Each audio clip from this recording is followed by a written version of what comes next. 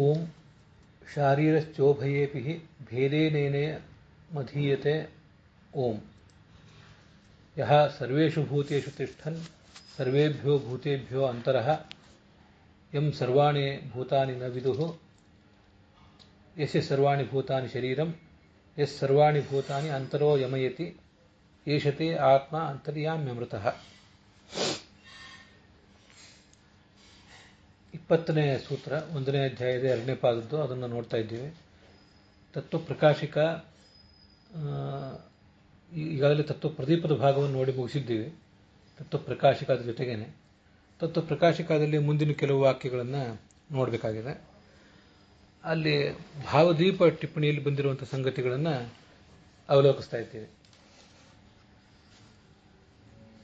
ಅಲ್ಲಿ ಈ ಅತಯೇವ ಸಮಾಖ್ಯಾನಾದಿತಿ ವಕ್ಷತಿ ಇತ್ಯಾಹುಹು ಅಲ್ಲಿವರೆಗೆ ಭಾವದೀಪ ಮುಕ್ತಾಯ ಕಂಡಿದೆ. ಭಾವದೀಪದ ಪ್ರತಿಯೊಂದು ವಾಕ್ಯವನ್ನು ನೋಡ್ತಿಲ್ಲ, ಆದರೆ ಈ ಪ್ರಕರಣಕ್ಕೆ ಸಂಬಂಧಪಟ್ಟಂತೆ ಭಾವಬೋಧ ಭಾವದೀಪ ಇತ್ಯಾದಿ ಟಿಪ್ಪಣಿಗಳಲ್ಲಿ ಅನೇಕ ವಿಷಯಗಳನ್ನು ಹೇಳಿದ್ದಾರೆ. ಅದರಲ್ಲಿ ಕೆಲವು ವಿಷಯಗಳನ್ನು ನೋಡ್ತಿದ್ದೇವೆ. ಭಾಷ್ಯದಲ್ಲಿ ಸಮಗ್ರ ವಾಕ್ಯೋಕ್ತಿ ಎಲ್ಲ ವಾಕ್ಯಗಳನ್ನು ಹೇಳಿದ್ದಾರೆ, ಇಡೀ ವಾಕ್ಯವನ್ನು ಭಾಷ್ಯದಲ್ಲಿ ಹೇಳಿದ್ದಾರಲ್ಲ, ಅದು ಯಾಕೆ ಹೇಳಿದ್ದಾರೆ ಅಂತ ಒಂದು ಪ್ರಶ್ನೆ ಬರ್ತದೆ ನಮಗೆ. ಅದಕ್ಕೆ ರಾಘವೇಂದ್ರ ಸ್ವಾಮಿಗಳು ತೋರಿಸಿದ್ದಾರೆ. ಸಮಾಖ್ಯಾನವನ್ನು ತಿಳಿಸ್ಲಿಕ್ಕೋಸ್ಕರ ವಿಜ್ಞಾನ ಅನ್ನುವ ಪದ ಹೇಗೆ ಆತ್ಮ ಎಂಬ ಪದಕ್ಕೆ ಹೇಗೆ ಜೀವ ಅಂತ ಅರ್ಥನೋ ಹಾಗೆ ವಿಜ್ಞಾನ ಎಂಬ ಪದಕ್ಕೂ ಜೀವ ಎಂಬ ಅರ್ಥ ತಿಳಿಯಬೇಕಾಗಿದೆ. ಅದಕ್ಕಾಗಿ ಈ ಥರ ಮಾಡಿದ್ದಾರೆ ಅಂತ ಇಷ್ಟ ಆಯಿತು. ಮತ್ತೆ ಸರ್ವೇಣಾಪಿ ಎಲ್ಲರೂ ಕೂಡ ಶುಕ್ಲ ಯಜುರ್ವೇದದ ಕಾಣುವ ಮಾಧ್ಯಂದಿನದವರು, ಕೃಷ್ಣ ಯಜುರ್ವೇದದವರು, ಹೀಗೆ ಸರ್ವರೂ ಇದನ್ನು ಓದ್ತಾರೆ. ಇದನ್ನು ಭಗವಂತನನ್ನ ಜೀವನನ್ನ ಭಿನ್ನ ಎಂಬುದಾಗಿ ತಿಳಿದಿದ್ದಾರೆ ಅಂತಿಷ್ಟೆಲ್ಲ ಅರ್ಥ ಬಂತು. ಇತಿ ಸೂಚನಾಯವ.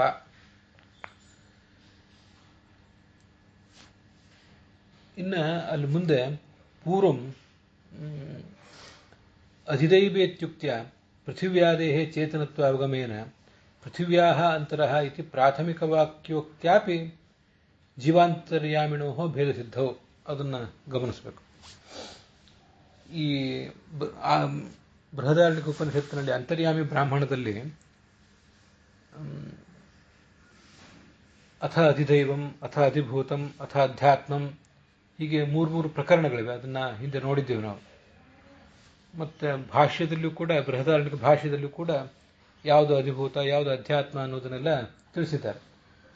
ಅದರಲ್ಲಿ ಮೊದಲು ಪ್ರಾರಂಭ ಆಗುವುದೇ ಪೃಥ್ವಿ ಬಗ್ಗೆ. ಅದು ಅಧಿಭೂತ ಅಧಿದೈವ ಇತ್ಯಾದಿ ಶಬ್ದಗಳಿಂದ ಪ್ರಾರಂಭ ಆಗಿದೆ. ಪೃಥಿವ್ಯಾದೇಹ ಚೇತನತ್ವ ಅಪಗಮೇನ. ಆ ಬೃಹದಾರಣ್ಯಕ ಉಪನಿಷತ್ತನ್ನು ಗಮನಿಸಿದ್ರೇ ಪೃಥ್ವಿ ಮೊದಲಾದವುಗಳು ಕೇವಲ ಜಡ ಅಲ್ಲ, ಅದು ಚೇತನರು ಅಂತ ಅಲ್ಲೇ ಗೊತ್ತಾಗಿದೆ. ಆದ್ದರಿಂದ ಪೃಥಿವ್ಯಾಹ ಅಂತರಹ ಅಂತ ಹೀಗೆ ಹೇಳಿದಾಗಲೇ ಪ್ರಾಥಮಿಕ ವಾಕ್ಯ, ಅದು ಮೊದಲನೇ ವಾಕ್ಯ, ಅದನ್ನು ನೋಡಿದ್ರೂ ಕೂಡ ಜೀವ ಮತ್ತು ಅಂತರ್ಯಾಮಿ ಇಬ್ಬರೂ ಭಿನ್ನರು ಅಂತ ಗೊತ್ತಾಗೇ ಆಗ್ತದೆ. ಭೇದ ಸಿದ್ಧವು. ಇಷ್ಟಾದ್ರೂ ಮತ್ತೆ ಇಲ್ಲಿ ಆತ್ಮನಿ ಅಂತ ಈ ವಾಕ್ಯವನ್ನು ಯಾಕೆ ತಗೊಂಡಿದ್ದಾರೆ? ಬೃಹದಾರಣ್ಯಕ ಉಪನಿಷತ್ತಿನಲ್ಲಿ ಆ ಮುಂದುವರೆದ ವಾಕ್ಯವನ್ನು ಯಾಕೆ ತಗೊಂಡಿದ್ದಾರೆ? ಆತ್ಮನಿ ಅಂತ ವಾಕ್ಯವನ್ನು ಆಚಾರ್ಯ ಯಾಕೆ ಹೇಳಿದ್ದಾರೆ? ಆತ್ಮನಿ ವಿಜ್ಞಾನಿ ಅಂತ ಇವೆರಡೆರಡನ್ನ ಯಾಕೆ ತಗೊಂಡಿದ್ದಾರೆ ಅಂತ ಪ್ರಶ್ನೆ ಬಂದರೆ, ಚೇತನತ್ವೇನ ಉಭಯ ಸಮ್ಮತತ್ವಾತ್ ಆತ್ಮನೀತಿ ವಾಕ್ಯ ಮುಕ್ತಂ. ಪೃಥ್ವಿ ಮೊದಲಾದದ್ದು ಕೇವಲ ಜಡ ಅಂತ ತಿಳ್ಕೋಬೇಡಿ.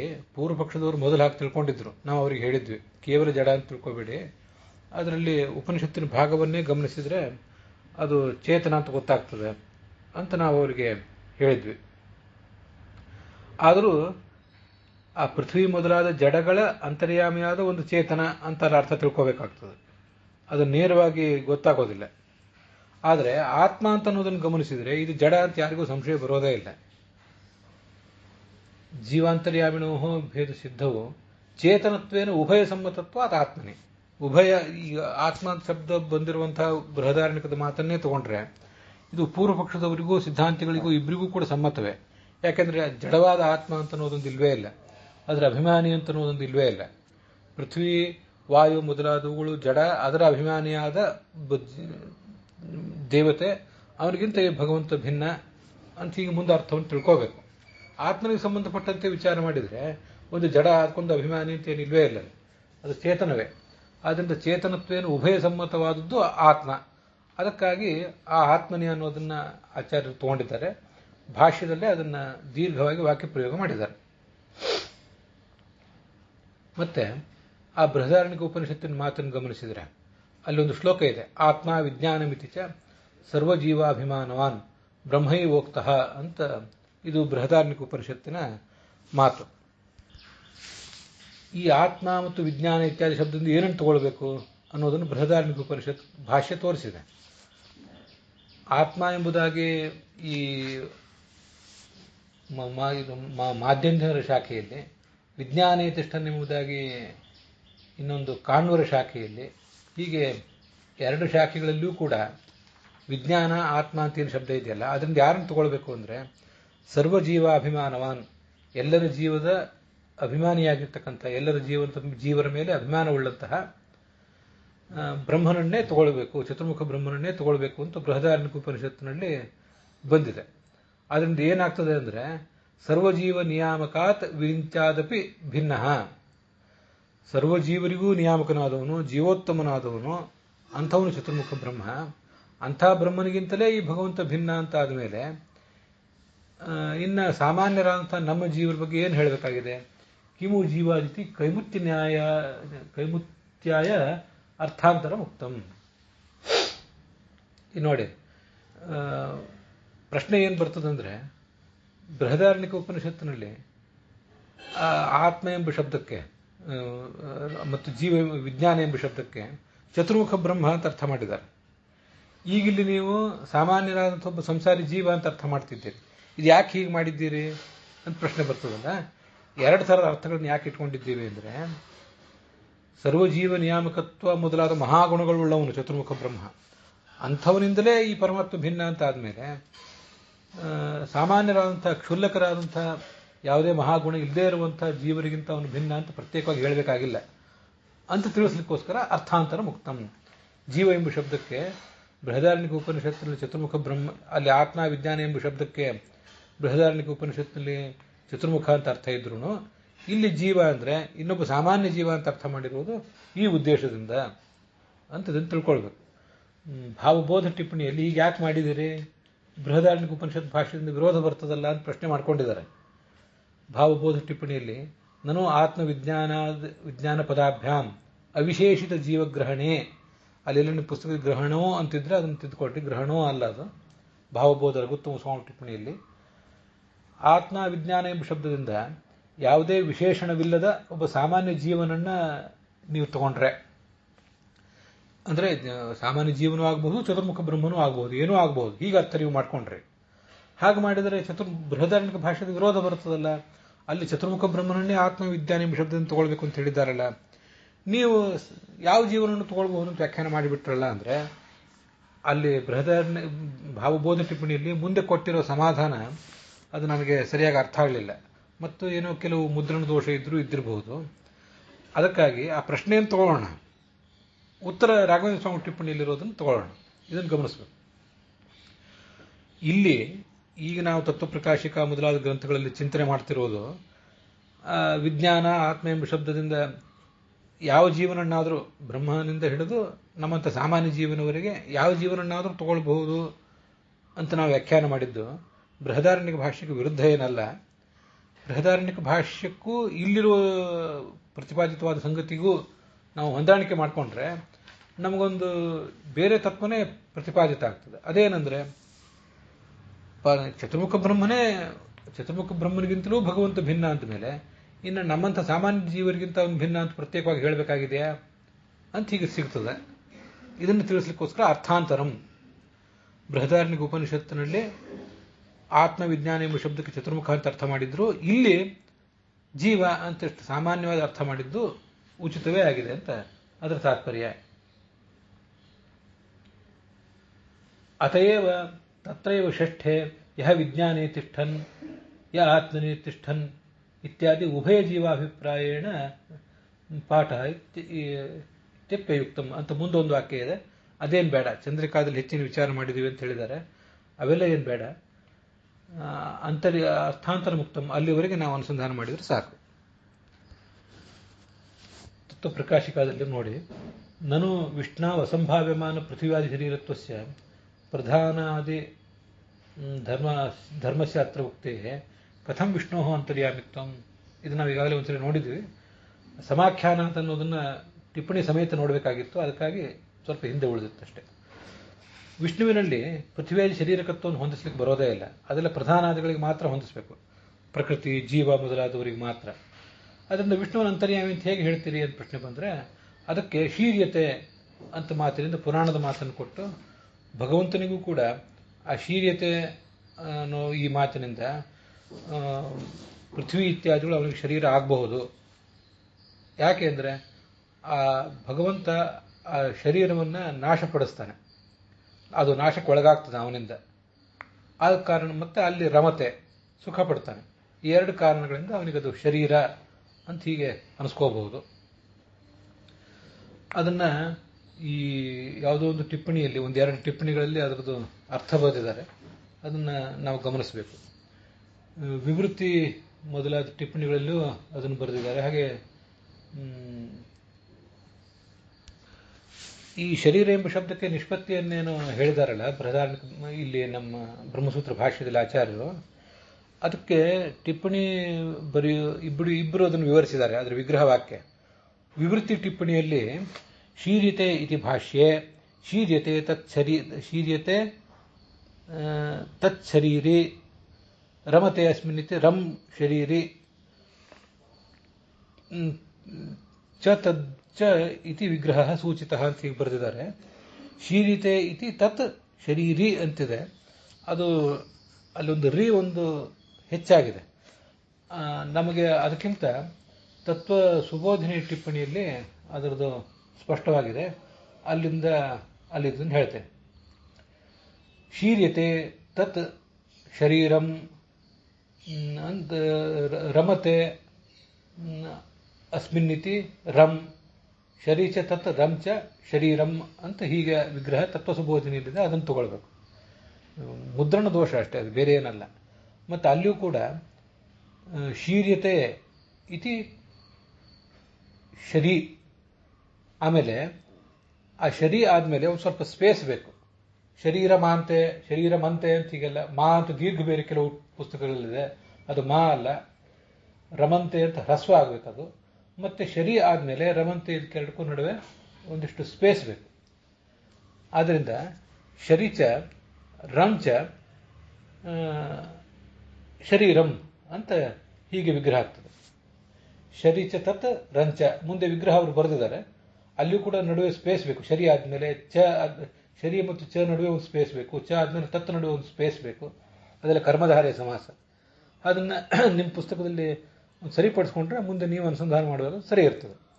ಶರೀ ಚ ತತ್ ರಂಚ ಶರೀರಂ ಅಂತ ಹೀಗಾದ್ರೆ ವಿಗ್ರಹ. ಮೊದಲು ನಾಶ ಹೊಂದುತ್ತದೆ ಅನ್ನೋ ಅರ್ಥದಿಂದ ಶರೀ ಅಂತ ಇಷ್ಟೇ ನಿಷ್ಪನ್ನ ಆಗ್ತದೆ, ಅಲ್ಲಿ ರ ಇರೋದಿಲ್ಲ. ಶ್ರೀ ಹಿಂಸಾಯ ಅಂತ ಧಾತು ಇದೆ, ಅದರಿಂದ ಹುಟ್ಟುವ ಶಬ್ದ ಶರೀ ಅಂತ ಇಷ್ಟೇ. ಅದು ದೀರ್ಘವೋ ಅಥವಾ ಹ್ರಸ್ವವೋ ಅದೇನು ಅಷ್ಟು ದೊಡ್ಡ ವಿಷಯ ಅಲ್ಲ. ಅದಾದಮೇಲೆ ರಮತೆ, ಭಗವಂತ ಇಲ್ಲಿ ನಿಂತು ಸುಖ ಪಡ್ತಾನಾದ್ರಿಂದ ಅದಕ್ಕೆ ರಮತೆ ಅಂತ ಮುಂದಿನ ಅರ್ಥ. ಅದು ರಮಂತೆ ಅಂತ ಅನುಸ್ವಾರ ಬೇರೆ ಇದೆ, ಅದು ಸರಿಯಲ್ಲ. ಅನುಸ್ವಾರನೂ ತೆಗೆದು ಹಾಕಬೇಕು. ಭಗವಂತ ಇಲ್ಲಿ ನಿಂತು ಸುಖ ಪಡ್ತಾನಾದ್ರಿಂದ ಅದಕ್ಕೆ ಅನುಸ್ವಾರ ರಹಿತವಾಗಿ ಪ್ರಥಮ ಪುರುಷದ ಏಕವಚನದ ಪ್ರಯೋಗ ಬೇಕು. ಹೀಗೆ ಅದರ ತಾತ್ಪರ್ಯ. ಮುಂದೆ ಟೀಕಾದಲ್ಲಿ ಯದ್ಯಪಿ ವಿಷ್ಣು ನ ಉಕ್ತ ಪ್ರಕಾರದ್ವಯೇನ ಪೃಥ್ವಿಯಾದಿ ಶರೀರತ್ವ ಉಪಪತ್ತಿ ತಥಾಪಿ ಯೋಗವೃತ್ಯ ತಸ್ಮಿನ್ ಪೃಥ್ವಿಯಾದಿ ಶರೀರ ವ್ಯಪದೇಶ ಉಪಪತ್ತೇ ನ ತದ್ವಿರೋಧ ವಿಷ್ಣುವಂತರ್ಯಾಮಿತ್ವಸ್ಯ ಅಂತ ಮುಂದಿನ ವಾಕ್ಯ. ಈಗ ಈ ವಾಕ್ಯವನ್ನೇ ಆಚಾರ್ಯ ಪುರಾಣದಲ್ಲಿರುವ ಈ ವಾಕ್ಯವನ್ನು ಯಾಕೆ ಹೇಳಿದ್ದಾರೆ ಅಂದರೆ, ಯೋಗದ ದೃಷ್ಟಿಯಿಂದ, ಯೋಗ ಅಂದರೆ ಧಾತು ಮತ್ತು ಪ್ರತ್ಯಯ ಅವುಗಳಿಂದ ಲಭ್ಯವಾದ ಒಂದು ನಿಷ್ಪತ್ತಿ, ಆ ದೃಷ್ಟಿಯಿಂದ ಭಗವಂತನಿಗೆ ಈ ಜಗತ್ತು ಅನ್ನೋದು ಶರೀರ ಆಗಬಹುದು. ನೀವು ಹಿಂದೆ ಏನು ಹೇಳಿದ್ರಿ, ಎರಡು ರೀತಿಯಾದ ಪೃಥ್ವಿಯಾದಿ ಶರೀರತ್ವ ಅನ್ನೋದು ವಿಷ್ಣುವಿನಿಗೆ ಬರೋದಿಲ್ಲ ಅಂತ ನೀವು ಪ್ರಶ್ನೆ ಮಾಡಿದ್ರಿ. ಉಕ್ತ ಪ್ರಕಾರ ದ್ವಯೇನ, ಆ ಪ್ರಕಾರ ದ್ವಯಗಳು ಅಂದರೆ ಯಾವುದು? ಅದು ಭಾವದೀಪ ಟಿಪ್ಪಣಿಯಲ್ಲೂ ಇದೆ, ಬೇರೆ ಟಿಪ್ಪಣಿಯಲ್ಲೂ ಇರ್ತದೆ. ಅದೇನೆಂದರೆ, ಒಂದು ತದಾತ್ಮಕತ್ವ ಮತ್ತು ತದ್ದೇಹಕತ್ವ. ಈ ಪೃಥ್ವಿ ಮೊದಲಾದವುಗಳನ್ನೇ ದೇಹವಾಗಿ ಹೊಂದಿರುವಿಕೆ, ಅಂಥದ್ದೇ ಒಂದು ಪಾರ್ಥಿವ ಶರೀರ ಮೊದಲಾದವುಗಳನ್ನು ಹೊಂದಿರುವಿಕೆ. ಇದು ಜೀವರಿಗೆ ಸಂಬಂಧಪಟ್ಟದ್ದು, ಚೇತನರಿಗೆ ಸಂಬಂಧಪಟ್ಟದ್ದು. ಇನ್ನು ಜಡವಾದ ಪ್ರಕೃತಿಗೆ ಸಂಬಂಧಪಟ್ಟಂತೆ ವಿಚಾರ ಮಾಡಿದರೆ ತದಾತ್ಮಕತ್ವ. ತದಾತ್ಮಕತ್ವ ಅಂದರೆ ತತ್ಸ್ವರೂಪತ್ವ ಅಂತ ಅರ್ಥ. ಅಲ್ಲಿ ಆತ್ಮ ಅಂದರೆ ಅವ ಸ್ವರೂಪ ಅಂತ ಅರ್ಥ. ಶರೀರ ಎಂಬ ಶಬ್ದಕ್ಕೆ ಸ್ವರೂಪ ಅಂತನೂ ಅರ್ಥ ಇದೆ, ಮತ್ತು ಇನ್ನೊಂದು ಆ ಸ್ವರೂಪ ಅಂತನೂ ಅರ್ಥ ಇದೆ ಆತ್ಮ ಎಂಬ ಶಬ್ದಕ್ಕೆ ಅಂತ ನಾವು ಹಿಂದೆ ನೋಡಿದ್ವಿ. ಆದ್ದರಿಂದ ಈ ಎರಡು ರೀತಿ ಅಂದರೆ, ಒಂದು ತದಾತ್ಮಕತ್ವ, ಜಡವಾದ ಪ್ರಕೃತಿ ಅನ್ನೋದು ಪೃಥ್ವಿ ಜಲ ಇತ್ಯಾದಿ ರೂಪದಿಂದ ಪರಿಣತ ಆಗಿಬಿಟ್ಟಿರ್ತದೆ, ಆದ್ದರಿಂದ ಅದು ಪೃಥ್ವಿ ಶರೀರಕ. ಇನ್ನು ಈ ಜೀವರು ಆ ಥರ ಅವರು ಪರಿಣತರಾಗೋದಿಲ್ಲ, ಬದಲಾವಣೆ ಹೊಂದಿರೋದಿಲ್ಲ, ಆದರೆ ಪೃಥ್ವಿಯಾದಿಗಳನ್ನು ಶರೀರವಾಗಿ ಹೊಂದಿರ್ತಾರೆ. ಅದೇ ತದ್ದೇಹಕತ್ವ. ತದ್ದೇಹಕತ್ವ ಅಂದರೆ ಅದೇ ದೇಹ, ಪೃಥ್ವಿ ಮೊದಲಾದವುಗಳನ್ನು ದೇಹವಾಗಿ ಹೊಂದಿರುವಿಕೆ, ಅದು ಜೀವರಿಗೆ ಸಂಬಂಧಪಟ್ಟಂತೆ. ತದಾತ್ಮಕತ್ವ ಅನ್ನೋದು ಜಡ ಪ್ರಕೃತಿಗೆ ಸಂಬಂಧಪಟ್ಟಂತೆ. ಅಂತೂ ಇವೆರಡೂ ಕೂಡ ಭಗವಂತನಿಗೆ ಹೊಂದೋದಿಲ್ಲ ಅಂತ ಅದರ ತಾತ್ಪರ್ಯ, ಪ್ರಶ್ನೆ ಮಾಡೋರು ತಾತ್ಪರ್ಯ. ಹೌದು, ಅದು ಹೊಂದೋದಿಲ್ಲ, ಆದರೆ ಅದು ನಮ್ಮ ತಾತ್ಪರ್ಯವೇ ಅಲ್ಲ ಅಂತ ಆಚಾರ್ಯರ ಅಭಿಪ್ರಾಯ. ತಥಾಪಿ ಯೋಗವೃತ್ಯ, ಯೌಗಿಕವಾದ ಒಂದು ನಿಷ್ಪತ್ತಿಯನ್ನು ನಾವು ತೋರಿಸಬಹುದು, ಅದು ಪುರಾಣದಲ್ಲಿ ಬಂದಿರುವಂತಹ ನಿಷ್ಪತ್ತಿ. ಯೋಗವೃತ್ಯ ತಸ್ಮಿನ್, ಆ ವಿಷ್ಣುವಿನಲ್ಲಿ ಪೃಥ್ವಿಯಾದಿ ಶರೀರತ್ವ, ಇದು ಬಹುರಿ ಸಮಾಸ, ಅದು ಹೊಂದಬಹುದು. ವ್ಯಪದೇಶ ಅಂದರೆ ವರ್ಣನೆ, ಹೇಳಿಕೆ, ಸ್ಟೇಟ್ಮೆಂಟ್, ಅದು ಹೊಂದಬಹುದು. ಆದ್ದರಿಂದ ನ ತದ್ವಿರೋಧ. ಆದ್ದರಿಂದ ನಿಮ್ಮ ಪೂರ್ವ ಪಕ್ಷದಿಂದ ನೀವು ಮಾಡಿರೋ ಪ್ರಶ್ನದಿಂದ ಈ ನಮ್ಮ ಸಿದ್ಧಾಂತಕ್ಕೆ ವಿರೋಧ ಏನೂ ಇಲ್ಲ. ವಿಷ್ಣುವೇ ಅಂತರ್ಯಾಮಿ, ವಿಷ್ಣುವೇ ಶರೀರವುಳ್ಳವನು ಅಂತ ನಾವೇನು ಹೇಳಿದಿವಲ್ಲ, ಈ ನಮ್ಮ ಸಿದ್ಧಾಂತಕ್ಕೆ ನಿಮ್ಮ ತದ್ವಿರೋಧ, ಪೂರ್ವ ಪಕ್ಷದಿಂದ ಯಾವುದೇ ವಿರೋಧ ಇಲ್ಲ.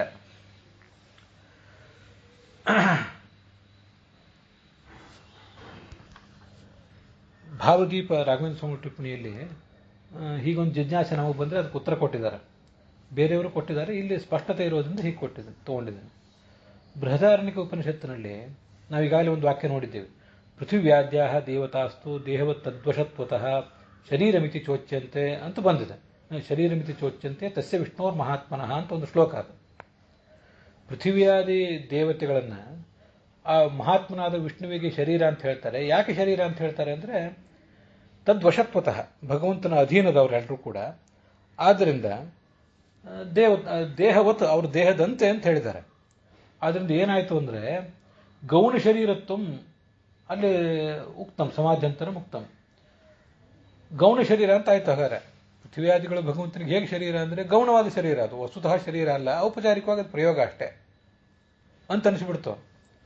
ಮತ್ತು ಇಲ್ಲಿ ನೀವು ಯಾವುದೋ ಪುರಾಣದ ವಾಕ್ಯ ತಗೊಂಡು ಭಗವಂತನಿಗೆ ಅದು ಶರೀರ ಅಂತ ಪ್ರತಿಪಾದನೆ ಮಾಡಿದ್ದು ಮುಖ್ಯವೇ ಆಯಿತು, ಇಲ್ಲೇನು ಅಮುಖ್ಯ ಅಂತ ಕಾಣಲಿಲ್ವಲ್ಲ ಅಂತ ಒಂದು ಜಿಜ್ಞಾಸೆ ನಮಗೆ ಬರ್ತದೆ. ಅದಕ್ಕೆ ಈ ನಿಷ್ಪತ್ತಿಯನ್ನು ಇಟ್ಕೊಂಡ್ರೆ ಅದು ಮುಖ್ಯವಾದ ಶರೀರವೇ. ಪೃಥ್ವಿ, ಅಪು, ತೇಜಸ್ಸು ಇತ್ಯಾದಿ ಎಲ್ಲವೂ ಕೂಡ ಭಗವಂತನಿಂದ ಪ್ರಳಯ ಕಾಲದಲ್ಲಿ ನಾಶ ಪಾಡಲ್ಪಡುವುದರಿಂದ ಮತ್ತು ಭಗವಂತ ಅಲ್ಲಿದ್ದು ಸಂತೋಷ ಪಡುವುದರಿಂದ ಇವೆಲ್ಲವೂ ಭಗವಂತನಿಗೆ ಮುಖ್ಯ ಶರೀರವೇ. ಆದರೆ ಬೃಹದಾರಣ್ಯಕ ಉಪನಿಷತ್ನಲ್ಲಿ ಆ ಥರ ಯಾಕೆ ಹೇಳಿದ್ದಾರೆ ಅಂದರೆ ಅದು ಸಮಾಧ್ಯಂತರ. ಸಮಾಧಿ ಅಂದರೆ ಸಮಾಧಾನ ಅಂತ ಅರ್ಥ, ಏಕಾಗ್ರತೆ ಅಂತ ಅರ್ಥ ಅಲ್ಲ ಅಲ್ಲಿ, ಅದು ಇನ್ನೊಂದು ಸಮಾಧಾನ. ವಸ್ತುತಃ ಇದು ಸರಿಯಾದ ಉತ್ತರ, ಮುಖ್ಯವಾಗಿ ಶರೀರ. ನಿಮಗಿದು ಸಮಾಧಾನ ಆಗಲಿಲ್ಲ ಅಂದರೆ ಯಾರಿಗೂ ಪುರಾಣ, ಕೆಲವರಿಗೆ ಇದ್ಯಾವುದೋ ಪುರಾಣ ವಾಕ್ಯ ಕೋಟ್ ಮಾಡಿದ್ದಾರೆ ಆಚಾರ್ಯ, ಇದು ಯಾಕೆ ನಾವು ನಂಬಬೇಕು ಅಂತ ಇಂಥವೇನೋ ತಲೆಯಲ್ಲಿ ಬಂದರೆ ದೇಹದಂತೆ ಅದು ಔಪಚಾರಿಕವಾದ ಪ್ರಯೋಗ ಅಂತ ಹಾಕಿಟ್ಕೊಳ್ರಿ ಅಂತ ಅಷ್ಟು ತಾತ್ಪರ್ಯ ಆಗುತ್ತೆ. ತತ್ವ ಪುರಾಣ ಅದು ಮುಂದಿನ ಏನಿದೆ ಅದು ಕೆಲವನ್ನು ಬಿಟ್ಟಿದ್ದೀನಿ ನಾನು, ಅಲ್ಲಿ ಎಷ್ಟೆಷ್ಟು ಬೇಕೋ ಅಷ್ಟನ್ನೇ ತೊಗೊಂಡಿರ್ತೀನಿ. ಮತ್ತೆ ಈ ಹಿಂದಿನ ಸೂತ್ರ ಇದೆಯಲ್ಲ, ನಚ ಸ್ಮಾರ್ತಂ ಅತದ್ಧರ್ಮಾಭಿಲಾಪಾತ್ ಅಂತ ಹೇಳಿ. ಸ್ಮಾರ್ತಂ ಅಂದರೆ ಸ್ಮೃತ್ಯುಕ್ತವಾದಂಥ, ಕಪಿಲ ಸ್ಮೃತ್ಯುಕ್ತವಾದ ಪ್ರಕೃತಿ ಅನ್ನೋದು ಇಲ್ಲಿ ಅಂತರ್ಯಾಮಿ ಅಲ್ಲ. ಯಾಕೆಂದರೆ ಅತದ್ಧರ್ಮಾಭಿಲಾಪಾತ್ ಅಂತ ಬಂದಿದೆ. ವಿಷ್ಣುವಿನ ಧರ್ಮಗಳು ಅಲ್ಲಿ ಬಂದಿಲ್ಲ, ವಿಷ್ಣುವಿನ ಧರ್ಮಗಳನ್ನು ಹೇಳಲಿಲ್ಲ, ಪ್ರಕೃತಿಯ ಧರ್ಮಗಳನ್ನು ಹೇಳಲಿಲ್ಲ, ವಿಷ್ಣುವಿನ ಧರ್ಮಗಳನ್ನೇ ಹೇಳಿದ್ದಾರೆ. ಆದ್ದರಿಂದ ವಿಷ್ಣುವನ್ನೇ ಅಂತರ್ಯಾಮಿ ತಗೊಳ್ಬೇಕು, ಪ್ರಕೃತಿ ಆದಿಗಳನ್ನು ತಗೊಳ್ಬಾರದು ಅಂತ ಬಂದಿತ್ತು. ಹೀಗೆ ನಾವೇನು ಪ್ರತಿಪಾದನೆ ಮಾಡಿದ್ದೀವಿ ಅದಕ್ಕೆ ವಿರೋಧನೂ ಕೂಡ ಇಲ್ಲ. ಇದೆಲ್ಲ ವಿಷ್ಣುವಿನ ಧರ್ಮಗಳೇ ಇದೆ. ಪ್ರಕೃತಿಯಲ್ಲಿ ಇಲ್ಲದೇ ಇರುವ ಧರ್ಮ, ಪ್ರಧಾನವಾಗಿ ಆ ಜಗತ್ತನ್ನು ನಾಶಪಡಿಸುವುದು ಮತ್ತು ಅದರಲ್ಲಿದ್ದು ಸುಖ ಪಡುವುದು, ಇದೆಲ್ಲವೂ ಯಾರ ಧರ್ಮ ಇದು? ವಿಷ್ಣುವಿಂದೇ ಧರ್ಮ. ಯಾವುದೂ ಪ್ರಕೃತಿಯ ಧರ್ಮ ಅಲ್ಲ ಇದು ಅಂತ ಹಿಂದಿನ ಸೂತ್ರದಲ್ಲಿ ಪ್ರತಿಪಾದನೆ ಮಾಡಿದ್ದೀವಿ. ನಮ್ಮ ಪ್ರತಿಪಾದನೆಗೆ ಇನ್ನು ಯಾವುದರಿಂದ ವಿರೋಧವೂ ಇಲ್ಲ, ಪೂರ್ವ ಪಕ್ಷದಿಂದ ವಿರೋಧ ಇಲ್ಲ. ಅತದ್ಧರ್ಮಾಭಿಲಾಪೋಕ್ತೇ ವಿರೋಧ, ಇದಕ್ಕೆ ನಮ್ಮ ಪ್ರತಿಪಾದನೆಗೆ ಹಿಂದಿನ ಸೂತ್ರದಲ್ಲಿ ವೇದವ್ಯಾಸರು ಪ್ರತಿಪಾದನೆ ಮಾಡಿರುವ ಅಭಿಪ್ರಾಯಕ್ಕೆ ಪೂರ್ವ ಪಕ್ಷದಿಂದ ಯಾವುದೇ ವಿರೋಧವೂ ಕೂಡ ಇಲ್ಲ ಅಂತ ಅದನ್ನ ತಿಳ್ಕೊಳ್ಬೇಕು. ಸಾಮಾನ್ಯವಾಗಿ ಜಗತ್ತನ್ನು ಗಮನಿಸಿದರೆ ಯೋಗಾದ್ರೂಢೇ ಪ್ರಾಬಲ್ಯಂ. ನೀವೇನೋ ಯಾವುದೋ ಪುರಾಣ ತಗೊಂಡು ಆ ಪುರಾಣದಲ್ಲಿ ಶರೀರ ಅಂದ್ರೆ ಹೀಗಂತ ಅರ್ಥ ಅಂತ ಹೇಳಿದ್ದಾರೆ ಅಂತಂದ್ರೆ ಅದೆಲ್ಲ ಯೋಗ ಆಯ್ತು, ಯಾರಿಗೂ ಗೊತ್ತಿಲ್ಲದೆ ಇರೋ ಯೋಗ ಇದು. ಈಗ ನಿಷ್ಪತ್ತಿ ಯಾರಿಗೆ ಗೊತ್ತಿರ್ತದೆ? ನಿಮ್ದೇ ನಿಷ್ಪತ್ತಿ ಇದು. ರೂಢಿ ಮುಖ್ಯ ರೀ ಅಂತ ಪೂರ್ವಪಕ್ಷ ಪ್ರಾರಂಭ. ಈಗ ರೂಢಿಯಲ್ಲಿ ಏನು ಹೇಳ್ತಿರ್ತಾರೆ? ಶರೀರ ಅಂತ ಏನು ಹೇಳಿರ್ತಾರೆ? ನಮಗೆ ನಿಮಗೆ ಹೇಗೆ ಶರೀರನೋ ಹಾಗೆ ಶರೀರ. ಆದ್ದರಿಂದ ಯೋಗಕ್ಕಿಂತ ರೂಢಿಯೇ ಪ್ರಬಲ. ಜಗತ್ತಿನಲ್ಲಿ ಹೀಗಿದೆ, ಹೌದು. ಆದರೆ ತಥಾಪಿ ನಿರವಕಾಶ ಅವಿಜಿತತ್ವಾದಿ ಲಿಂಗೇನ ಯೋಗಾಂಗೀಕಾರೋ ಯುಜ್ಯತೆ. ಅಲ್ಲಿ ಎಂ ಪೃಥ್ವಿ ನವೇದ ಅಂತ ಬಂದಿದೆ, ಎಂ ಆಪಹ ನವಿದುಹು ಅಂತ ಬಂದಿದೆ. ಅದನ್ನು ತಿಳಿಯಲ್ಪಡದೇ ಇರುವಿಕೆ ಅನ್ನೋದೇನಿದೆಯಲ್ಲ ಅದು ಬಹಳ ಪ್ರಧಾನವಾದದ್ದು. ಭಗವಂತನನ್ನು ಪೂರ್ಣವಾಗಿ ಯಾರಿಗೂ ತಿಳಿಲಿಕ್ಕೆ ಸಾಧ್ಯವೇ ಇಲ್ಲ ಅನ್ನೋದು ಬಹಳ ದೊಡ್ಡ ಲಿಂಗ ನಮಗೆ. ಅದು ನಿರವಕಾಶ. ನಿರವಕಾಶ ಅವಿಜಿತತ್ವಾದಿ ಲಿಂಗಬಲೇನ. ಆ ಲಿಂಗದ ಬಲದಿಂದ ನಾವಿಲ್ಲಿ ಯೋಗವನ್ನೇ ಸ್ವೀಕಾರ ಮಾಡಬೇಕಾಯಿತು. ರೂಢಿಯಲ್ಲಿ ಶರೀರ ಅಂದರೆ ಬೇರೆ ಏನೋ ಅರ್ಥ ಇರಬಹುದು, ಆದರೆ ನಾವಿಲ್ಲಿ ಇಂಥದ ಅರ್ಥವನ್ನೇ ಇಟ್ಕೋಬೇಕಾಗ್ತದೆ. ಅದನ್ನೇ ಇಟ್ಕೊಂಡು ನಾವಿಲ್ಲಿ ಪ್ರತಿಪಾದನೆ ಮಾಡಿದ್ದೇವೆ. ಹಾಗೆಲ್ಲ ನೋಡಿದರೆ ರಾಘವೇಂದ್ರ ಟಿಪ್ಪಣಿಯಲ್ಲಿದೆ ನೋಡಿ, ವಸ್ತುತಸ್ತು ಅಜ್ಞರೂಢ್ಯಪೇಕ್ಷೆಯ ಸ್ಮೃತ್ಯುಕ್ತ ಯೋಗ ಪ್ರಾಬಲ್ಯಸ್ಯ ಕಂಪನಾದಿತ್ಯತ್ರ ವಿತ್ಪಾದಯಿಷ್ಯಮಾಣತ್ವ ಅಂತಿದೆ. ಇದು ನಾವು ನೆನ್ಪಿಟ್ಕೋಬೇಕು. ಯೋಗಕ್ಕಿಂತ ರೂಢಿಯ ಪ್ರಬಲ ಅಂತ ನೀವೇನೋ ಅಂದ್ರಲ್ಲ, ಯಾರು ರೂಢಿ, ಯಾರೋ ಅಜ್ಞಾನಿಗಳಾದವರು ರೂಢಿ ತಗೊಂಡು ಏನು ಮಾಡ್ತೀರಿ? ಅದು ನಮಗೆ ಮುಖ್ಯವೇ ಅಲ್ಲ. ಶರೀರ ಇದು ನನ್ನ ಶರೀರಕ್ಕೆ ಏನೋ ಆಗಿದೆ, ಶರೀರ ಬಿದ್ದೋಯ್ತು ಅಂತೆಲ್ಲ ಏನೇನೋ ಮಾತಾಡ್ತಿರ್ತೀವಿ. ಶರೀರಕ್ಕೆ ರೋಗ ಬಂದಿದೆ ಅಂತ. ಇದೆಲ್ಲ ಅಜ್ಞಾನಿಗಳ ರೂಢಿ. ಈ ಅಜ್ಞಾನಿಗಳ ರೂಢಿಯನ್ನು ಶಾಸ್ತ್ರದಲ್ಲಿ ಯಾಕೆ ತರ್ತೀರಿ? ಶಾಸ್ತ್ರದಲ್ಲಿ ಅಜ್ಞಾನಿಗಳ ರೂಢಿಗಿಂತ ಜ್ಞಾನಿಗಳ ರೂಢಿಯೇ ಪ್ರಬಲ. ಅದು ಯಾರು ಜ್ಞಾನಿಗಳು? ಯಾರೋ ಋಷಿಗಳು, ಇನ್ಯಾರೋ ಹೇಳಿದ್ದಲ್ಲ. ವೇದವ್ಯಾಸರೇ ಪುರಾಣದಲ್ಲಿ ಹೇಳಿರುವಂಥ ಯೋಗ ಅದು ರೂಢಿ. ಅಜ್ಞರೂಢ್ಯಪೇಕ್ಷೆಯ ಸ್ಮೃತ್ಯುಕ್ತ ಯೋಗ ಪ್ರಾಬಲ್ಯಸ್ಯ, ಸ್ಮೃತಿಯಲ್ಲಿ ಪ್ರತಿಪಾದನೆ ಮಾಡಿದಂಥ ಯೋಗ ಮತ್ತು ಅದ್ರ ಜೊತೆಗೆ ರೂಢಿ. ಅದನ್ನ ಇಲ್ಲಿ ರೂಢಿ ಅಂತ ಇಲ್ಲಿ ಬರಲಿಲ್ಲ, ನಾನು ಹೇಳಿದೆ. ಯೋಗ ಇದ್ದ ಮೇಲೆ ಅದಕ್ಕೆ ರೂಢಿ ಇದ್ದೇ ಇರ್ತದೆ. ಜ್ಞಾನಿಗಳಾದವರು ಈ ಶರೀರ ಅನ್ನೋ ಶಬ್ದವನ್ನು ವಿಷ್ಣುವಿಗೆ ಶರೀರ, ಯಾಕೆಂದ್ರೆ ವಿಷ್ಣು ಅದನ್ನು ನಾಶಪಡಿಸ್ತಾನೆ ಮತ್ತು ಅಲ್ಲಿ ಸಂತೋಷ ಪಡ್ತಾನೆ ಎಂಬ ದೃಷ್ಟಿಯಿಂದ ಯೋಗವನ್ನು ಹೇಳಿ ಅವನಲ್ಲೇ ರೂಢಿಯನ್ನಾಗಿ ಪ್ರಯೋಗ ಮಾಡಿದ್ದಾರೆ. ಇದೆಲ್ಲ ಈ ವೇದ ವಾಕ್ಯಗಳು, ಇದರದೆಲ್ಲ ಅಭಿಮಾನಿ ದೇವತೆಗಳು, ಅದನ್ನು ಪರಂಪರೆಗೆ ಕೊಟ್ಕೊಂಡು ಬರ್ತಿರುವಂತಹ ಋಷಿಗಳ ಪರಂಪರೆ, ಇದು ನಮಗೆ ಮುಖ್ಯ. ಇದೇ ಜ್ಞಾನಿಗಳ ರೂಢಿ ಇದು. ಆದ್ದರಿಂದ ಅಜ್ಞಾನಿಗಳ ರೂಢಿಗಿಂತ ಸ್ಮೃತ್ಯುಕ್ತವಾದಂತಹ ಯೋಗವೂ ಪ್ರಬಲ, ಮತ್ತೆ ರೂಢಿಯೂ ಪ್ರಬಲ. ಒಂದು ಎಕ್ಸ್ಟ್ರಾ ಇಟ್ಕೊಂಡಿದ್ದಾನಲ್ಲಿ. ಸ್ಮೃತ್ಯುಕ್ತವಾದ ಯೋಗ ಅಂತೂ ಪ್ರಬಲ ಹೌದೇ ಹೌದು. ಮತ್ತೆ ಜ್ಞಾನಿಗಳ ತತ್ವಜ್ಞಾನಿಗಳು, ಹಿರಿಯ ಜ್ಞಾನಿಗಳಾದವರ ರೂಢಿಯೇ ಪ್ರಬಲ. ಅದನ್ನು ಮುಂದೆ ಕಂಪನಾತ್ ಅನ್ನೋ ಒಂದು ಸೂತ್ರದಲ್ಲಿ ಪ್ರತಿಪಾದನೆ ಮಾಡ್ತಾರೆ. ಸ್ಮಾರ್ತ ಯೋಗಾದೇವ ಪೌರಾಣಿಕ ರೂಢೇರಪಿ ಭಾವಾಚ್ಯ. ನಾನು ಹೇಳಿದ ಭಾವ ಅಲ್ಲಿ ಮುಂದಿದೆ ನೋಡಿ. ಸ್ಮೃತಿಯಲ್ಲಿ ಸ್ಮಾರ್ತ ಯೋಗ ಅಂದರೆ ಸ್ಮೃತ್ಯುಕ್ತವಾದ ಯೋಗ, ಅದೇ ಈ ಪುರಾಣ ವಾಕ್ಯದಲ್ಲಿ ಬಂದಿರುವಂಥ ಯೋಗ. ಆದ್ದರಿಂದ ಪೌರಾಣಿಕ ರೂಢಿ ಅಂತೂ ನಮ್ಮ ಫಲವಾಗಿ ಇದ್ದೇ ಇದೆ. ನಿಮ್ಮದು ಅಜ್ಞಾನಿಗಳ ರೂಢಿ, ಪುರಾಣದ ರೂಢಿ ನಮಗೆ ಮುಖ್ಯ ಅಂತ ಹೀಗದರ ತಾತ್ಪರ್ಯ. ಅತಯೇವ ಭಾಷ್ಯೆ ವಚನಾದಿತಿ ಯೋಗಸ್ಯ ವಾಚನಿಕತ್ವ ಮುಕ್ತಂ ಇತಿ ವಚನಾತ್ ಅಂತಿದೆ. ಇತಿ ವಚನಾತ್ ಅಂತಂದ್ರೆ ವಚನ ಅಂತಂದ್ರೆ ಉಚ್ಯತೆ ಅನೇನ ಇತಿ ವಚನಂ. ಹೀಗೆ ಅದರ ಅರ್ಥವನ್ನು ವಿವರಣೆ ಮಾಡಿದ್ದಾರೆ ಅಂತ ಅದರ ತಾತ್ಪರ್ಯ ಸಿಗ್ತದೆ. ಇಂಥದ್ದು ಎಲ್ಲೋ ಒಂದು ಕಡೆ ತತ್ವನಿರ್ಣಯದಲ್ಲೂ ಇಂಥದ್ದೊಂದು ಅರ್ಥ ಮಾಡಿದ್ದಾರೆ. ವಚನಾತ್ ಇತಿ ಯೋಗಸ್ಯ ವಾಚನಿಕತ್ವ ಮುಕ್ತಂ. ನಾವು ಯೋಗದಿಂದ ನಾವೇನು ಅರ್ಥ ಹೇಳ್ತೀವಲ್ಲ ಅದು ವಚನ ಲಬ್ಧವಾದದ್ದು, ನಿಷ್ಪತ್ತಿಯಿಂದ ಲಬ್ಧವಾದದ್ದು ಅಂತ ಹೀಗೆ ತಿಳಿಸ್ತಾರೆ. ಅದನ್ನೇನು ಅಷ್ಟು ಮಹತ್ವದ್ದಲ್ಲ, ಸುಮ್ಮನೆ ಗಮನಕ್ಕೆ ಬಂತು ಅಂತ ಓದಿದೆ ಅಷ್ಟೆ. ಆದ್ದರಿಂದ ನ ಶರೀರತ್ವ ವಿರೋಧ. ಆದ್ದರಿಂದ ಪೃಥ್ವಿಯಾದಿಗಳು ಈತನಿಗೆ ಶರೀರ ಆಗಲಿಕ್ಕೆ ಯಾವುದೇ ತೊಂದರೆ ಇಲ್ಲ ಅಂತ ಅದರ ತಾತ್ಪರ್ಯ. ಅತಃ ಅಂತರ್ಯಾಮಿ ವಿಷ್ಣುರೇವೇತಿ ಸಯೇವ ಅಮೃತ ಅಕ್ಷಿಸ್ತಶ್ಚೈತಿ ಸಿದ್ಧಂ. ಆದ್ದರಿಂದ ಅಂತರ್ಯಾಮಿ ಯಾರಾದ? ವಿಷ್ಣುವೇ ಆದ. ಅವನೇ ಅಮೃತ, ನಾಶರಹಿತ, ಮತ್ತು ಅಕ್ಷಿಸ್ಥನಾದವನು ಕೂಡ ಅವನೇ. ಇನ್ಯಾವುದು ಈ ಜಡವಾದ ಪ್ರಕೃತಿ ಇತ್ಯಾದಿ ಯಾವುದೂ ಕೂಡ ಅಲ್ಲ ಅಂತ ಸಿದ್ಧ ಆಯಿತು. ಅಲ್ಲಿಗೆ ತತ್ವಪ್ರಕಾಶಕಾದ ಈ ಭಾಗ ಸಮಾಪ್ತ ಆಗಿದೆ.